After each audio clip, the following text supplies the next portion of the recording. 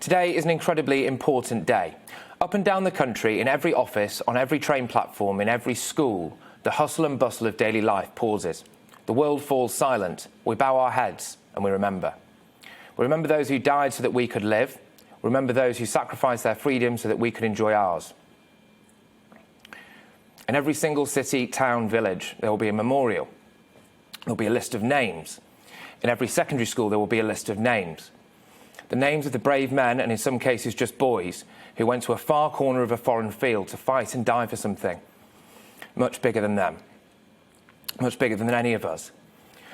They died for our future, sitting in the mud-filled trenches at the Somme, waiting for the officer's whistle and the order to go over the top. Everywhere around them, only death, hell on earth. The whistle comes, the charge begins, the crackle of machine gun fire, the thick, choking aroma of the mustard gas, the white, hot, fizzing shards of shrapnel. For many of those soldiers, they were the last sounds they ever heard, lest we forget. It's a day, too, to remember those left behind. The women who kept the factories running, the home guard, the air raid wardens, the wives whose husbands never returned. The children who watched after the war was over as other people's fathers came home, but theirs never did. We remember those who did come back to Blighty, who maybe escaped the physical scars of war, but succumbed to those injuries in their own minds from witnessing the horrors of war, the very worst of humanity. We remember our great allies, the Americans, at times the Russians, the French, the millions of troops from the Empire and the Commonwealth, 1.5 million from India, 600,000 from Canada, 400,000 Australians, 150,000 South Africans, 129,000 New Zealanders, and more than 100,000 brave souls from other colonies.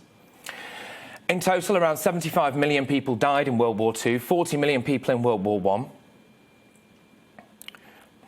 We remember the innocent civilians who perished in the air raids. We remember the millions of Jews led to the gas chambers at the request of the most evil man to have ever walked the face of this earth.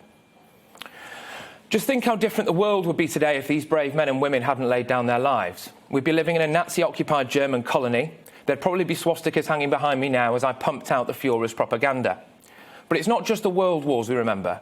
The Falkland Islands would be Las Malvinas. They'd be Argentinian. Goodness only knows what Northern Ireland would look like. A genocide would have taken place unabated in Bosnia and in Kosovo. It's hard for me to make the justification for what took place in Iraq and Afghanistan, and indeed I don't want to.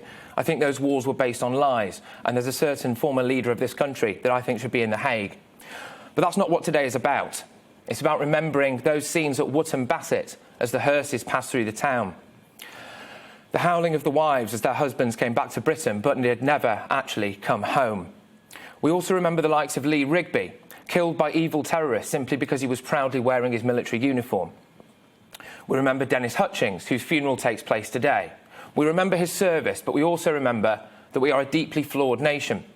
It wasn't the Troubles that killed Dennis, it was this government, who made him stand trial for a third time over the fatal shooting of a man in 1974. Perhaps today, our leaders can take a moment of quiet reflection and think about why they should stop the gratuitous and shameless prosecutions of our brave veterans. War is a terrible thing, conflict is a terrible thing, and it should be avoided at all costs. But whenever we've been called upon as a country, we've always answered that call. We fall silent today, we bow our heads, we listen to the trumpeters, we hear the gun salutes.